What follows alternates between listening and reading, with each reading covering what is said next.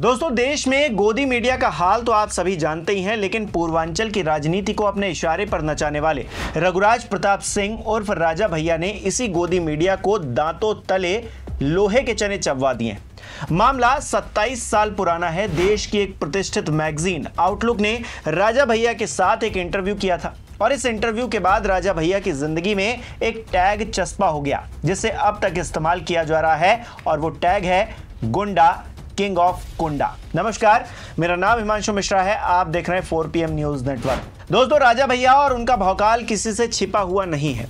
उनसे जुड़ी हुई तमाम कहानियां हैं जिस पर कई बार तो यकीन करना मुश्किल हो जाता है। हालांकि तमाम दावों को तो राजा भैया कई इंटरव्यूज में खुद ही खारिज कर चुके हैं, लेकिन आज से 27 साल पहले हुए एक इंटरव्यू को राजा भैया ने हाल ही में याद किया। उन्होंने एक ट्वीट में इसका जिक्र किया और क्या लिखा मैं आपको दिखाता हूं। देखिए, बात आज से 27 वर्ष पहले की है। देश की एक बड़ी पत्रिका आउटलुक ने हमारा साक्षात्कार लिया, पर बहुत ही अभद्र भाषा में उसे छापा। लोग उसे पढ़कर हतप्रभ थे कि इतनी बड़ी पत्रिका ऐसी भाषा का उपयोग कैसे कर सकती है। किसी की नकारात्मक छवि बनाना मीडिया के लिए बड़ा आसान काम है। मीडिया भी जानती है कि मैंने अपने सार्वजनिक और निजी जीवन में भाषा की मर्यादा का सदैव ख्याल रखा है, ध्यान रखा है। खैर, हमारे एक समर्थक से रहा नहीं गया और उन्होंने आउटलुक पर न्यायालय में मानहानि का मुकदमा कर दिया। न्याय चक्र चलता रहा और समय बीतता गया। अब फैसले का दिन निकट आ गया था। जब उन्हें लगा कि निर्णय सत्य के पक्ष में होगा और उनके विपरीत जाएगा, तो उन्होंने हमसे संपर्क किया, मुकदमा वापस लेने का अनुरोध किया और माफीनामा छपवाने पर सहमत हुए। अंततः उन्होंने उक्त माफीनामा छापा जो आपके सामने प्रस्तुत कर रहा हूं। यद्यपि 27 वर्ष बाद माफीनामा छापने से सार्वजनिक जीवन में हुई हानि की भरपाई नहीं की जा सकती।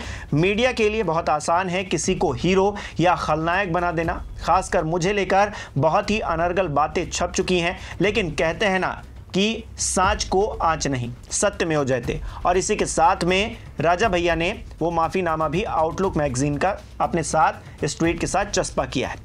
दोस्तों, अब चलिए 27 साल पीछे आपको लिए चलते हैं और असल में हुआ क्या था ये आपको बताता हूं। दरअसल 1997 में आउटलुक ने एक इंटरव्यू लिया था राजा भैया का, जिसमें आज का मिनिस्टर गुंडा किंग ऑफ कुंडा जैसे शब्दों का इस्तेमाल किया गया था। इसी इंटरव्यू की वजह से राजा भैया की छवि कुंडा का गुंडा जैसे बन गई, मानो ये उनका दूसरा नाम हो। इस तरह से लोग उनको जानने लगे। आपको बता दें कि उस दौर में यूपी के तत्कालीन मुख्यमंत्री कल्याण सिंह ने भी एक रैली में गुंडा विहीन करो, ध्वज उठाओ, दो हाथ जैसे नारे लगाए थे, जिसे लोगों ने राजा भैया से जोड़कर देखा। खुद राजा भैया मानते हैं कि कुंडा और गुंडा शब्दों की ये जो राइमिंग है, ये जो लय है, इसी की वजह से उनका उपनाम फेमस हो गया। हालांकि उन्होंने उस वाकये के बाद खुद कल्याण सिंह से इस बारे में बातचीत की, स्पष्ट किया कि उनके संबंध सामान्य हैं।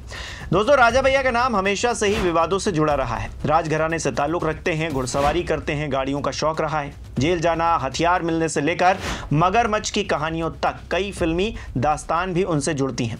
हालांकि खुद राजा भैया लगातार इन आरोपों का खंडन करते रहे हैं, लेकिन छवि की छाया कुछ इस तरह रही कि राजनीतिक आरोप प्रत्यारोप के दौर में कुंडा का गुंडा उन पर दशकों तक चिपका रहा। उन्होंने हर बार दोहराया कि चुनाव में लोग उनके खिलाफ उतरते रहे और वो तमाम विवादों के बीच में लगातार जीतते भी रहे। हालांकि अब एक माफीनामे ने हलचल बढ़ा दी है। क्या इससे राजा भैया की छवि पर कोई असर पड़ेगा? आपको क्या लगता है, हमें कमेंट करके बताइए। हालांकि इन दिनों जिन परिस्थितियों से राजा भैया गुजर रहे हैं, उससे उनकी छवि वैसे ही खराब हो रही है। पारिवारिक झगड़े ने राजा भैया की नींद हराम कर रखी है। पत्नी भानवी सिंह के साथ में हुआ विवाद बढ़ते बढ़ते प्रधानमंत्री, गृह मंत्री तक जा पहुंचा है। बताया जा रहा है कि जनसत्ता दल लोकतांत्रिक के मुखिया रघुराज प्रताप सिंह के खिलाफ उनकी पत्नी भानवी सिंह ने सनसनीखेज आरोप लगाते हुए प्रधानमंत्री कार्यालय में शिकायत दर्ज करवाई है। भानवी सिंह ने पीएमओ में 3 जून 2025 को खुद पेश होकर यह शिकायत दर्ज करवाई। आरोप लगाया कि उनके पति के पास अवैध, प्रतिबंधित और मास डिस्ट्रैक्शन करने वाले विदेशी हथियारों का जखीरा है। पीएमओ में की गई शिकायत में भानवी सिंह ने अपने मोबाइल से लिए गए वीडियोस और तस्वीरें भी सबूत के तौर पर पेश की हैं। इसमें कथित तौर पर अवैध हथियार दिखाई भी दे रहे हैं, ये दावा है। वहीं शिकायत को गंभीरता से लेते हुए प्रधानमंत्री कार्यालय ने मामले को गृह मंत्रालय को भेजा है। इसके बाद 3 सितंबर 2025 को गृह मंत्रालय ने आंतरिक सुरक्षा विभाग को जांच के निर्देश दिए हैं। साथ ही यूपी के चीफ सेक्रेटरी गृह से इस मामले में रिपोर्ट मांगी है। ऐसे में राजा भैया फंसते हुए दिखाई दे रहे हैं, क्योंकि इस मामले में वो जेल भी जा सकते हैं। 7 साल की जेल का प्रावधान मैक्सिमम इस पूरे प्रकरण में है और जो जुर्माना लगेगा वो अलग से। हालांकि राजा भैया इस पूरे मामले पर कॉन्फिडेंट दिखाई दे रहे हैं। वो कह रहे हैं 2 टूक की जांच कीजिए और दूध का दूध और पानी का पानी कर लीजिए। बहरहाल दोस्तों, आप तो जानते ही हैं कि राजा भैया और भानवी सिंह की कहानी प्यार, सत्ता, संपत्ति और पारिवारिक कलह से जुड़ी हुई है, जो पिछले 30 सालों में धीरे धीरे करके बिगड़ती गई है। राजा भैया प्रतापगढ़ के कुंडा सीट से विधायक हैं, जबकि भानवी सिंह बस्ती राजघराने की राजकुमारी हैं। वो कुंवर रवि प्रताप सिंह की तीसरी बेटी हैं। साल 1995 में राजा भैया और भानवी सिंह की शादी हुई थी। भव्य समारोह हुआ था जिसमें समाजवादी पार्टी के संस्थापक मुलायम सिंह यादव भी शामिल हुए थे। ये सिर्फ एक शादी नहीं थी, बल्कि 2 राजघरानों का मिलन भी था। दोनों के 4 बच्चे हैं, 2 बेटे शिवराज प्रताप सिंह और बृजराज प्रताप सिंह और 2 बेटियां राघवी सिंह और बृजेश्वरी सिंह। वैसे तो शुरुआत में सब कुछ ठीक ठाक चल रहा था दोस्तों, लेकिन धीरे धीरे करके दरारें दिखने लगी। भानवी सिंह एक सफल बिजनेसमैन हैं, जिनकी संपत्ति राजा भैया से ज्यादा बताई जाती है। 2017 के चुनावी हलफनामे में राजा भैया ने 14 करोड़ की संपत्ति बताई थी, जिसमें से 7.2 करोड़ रुपए भानवी सिंह के नाम पर थे। यह संपत्ति विवाद का कारण भी है। विवाद की जड़ें पारिवारिक रिश्तों में ही छिपी हुई हैं। भानवी का आरोप है कि शादी के बाद उनकी सास उनके कमरे में आकर सोने लगी, जो निजता का उल्लंघन था। इससे पारिवारिक तनाव बढ़ता चला गया। 2022 में राजा भैया ने तलाक की अर्जी दाखिल की, जिसका केस कोर्ट में चल रहा है।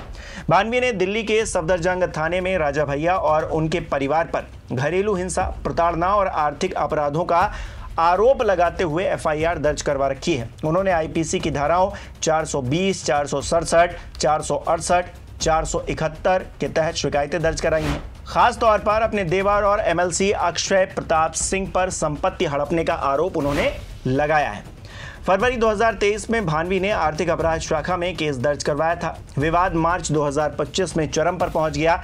भानवी ने प्रतापगढ़ पुलिस में राजा भैया के खिलाफ कई पन्नों की शिकायत दर्ज करवाई है, जिसमें घरेलू हिंसा और बर्बर पिटाई का जिक्र किया गया है। उनकी बेटी राघवी ने सोशल मीडिया पर अपनी मां का समर्थन भी किया।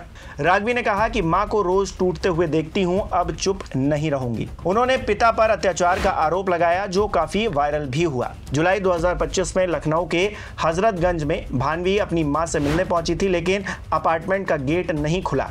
सीसीटीवी में कैद इस घटना में उन्होंने खूब हंगामा भी किया। बाद में पुलिस आई, समझा बुझाकर उनको भेजा गया। यह संपत्ति विवाद से जुड़ा हुआ मामला था, जहां पर भानवी के माता पिता ने भी शिकायत की है। अब इस मामले में सनसनीखेज मोड़ आ गया है, क्योंकि भानवी ने पीएमओ में शिकायत दर्ज करवाई है। राजा भैया को बुरी तरीके से फंसा दिया है। हालांकि राजा भैया के करीबियों ने भानवी पर राजनीतिक साजिश का आरोप भी लगाया है। फिलहाल दोनों का रिश्ता हाशिए पर आकर खड़ा हो गया है। एक राजसी प्रेम कहानी अब हिंसा, हथियारों और कानूनी लड़ाई की दास्तान बनकर रह गई है, जो उत्तर प्रदेश की राजनीति को नई दिशा दे रही है, नई तस्वीर उभरती हुई दिखाई दे रही है। राजा भैया अपने आप में एक भौकाली नेता के तौर पर पहचान रखते हैं। उनके क्षेत्र में जो लोग हैं वो उनकी तारीफ भी करते हैं और कई बार तो डर जैसा माहौल भी कई लोग बताते हैं। लेकिन राजा भैया का रसूख है अपने इलाके में, और उस रसूख के चलते वो न सिर्फ राजनीति में बल्कि अपने क्षेत्र में भी काफ़ी मशहूर हैं। और राजा भैया का जहाँ पर जिक्र होता है वहाँ पर उनके भौकाल की बातें, उनकी कहानियाँ, तमाम तरह की चीज़ें निकल कर सामने आती हैं। लेकिन पिछले कुछ वक्त से उनकी जो पारिवारिक कलह है, उनकी पत्नी के साथ में जो विवाद चल रहा है, उसको लेकर वो लगातार चर्चाओं में बने हुए थे। और इस बीच एक मीडिया संस्थान के द्वारा, आउटलुक मैगजीन के द्वारा 27 साल पहले जो कुछ छापा गया था, जिससे उनकी छवि को खराब करने की एक तरह से कोशिश की गई, ये आरोप लगते हैं, उस पर माफ़ीनामा सामने आ गया है। और ये माफ़ीनामा अपने आप में कहीं ना कहीं गोदी मीडिया की एक छवि को प्रदर्शित कर रहा है, दिखा रहा है हम सबके बीच में। उस तरह से गोदी मीडिया है जहां पर बहुत सारी चीज़ें आए दिन उनको लेकर कही जाती हैं, बोली जाती हैं। सोशल मीडिया पर आए दिन गोदी एंकर्स ट्रोल होते हैं। आप इस पूरे घटनाक्रम को किस तरह से देख रहे हैं? राजा भैया को लेकर आपकी क्या राय है? हमें कमेंट बॉक्स में ज़रूर बताएं। इस वीडियो को लाइक करें, शेयर करें, और हमारे चैनल को सब्सक्राइब नहीं किया है तो वो भी ज़रूर कीजिए।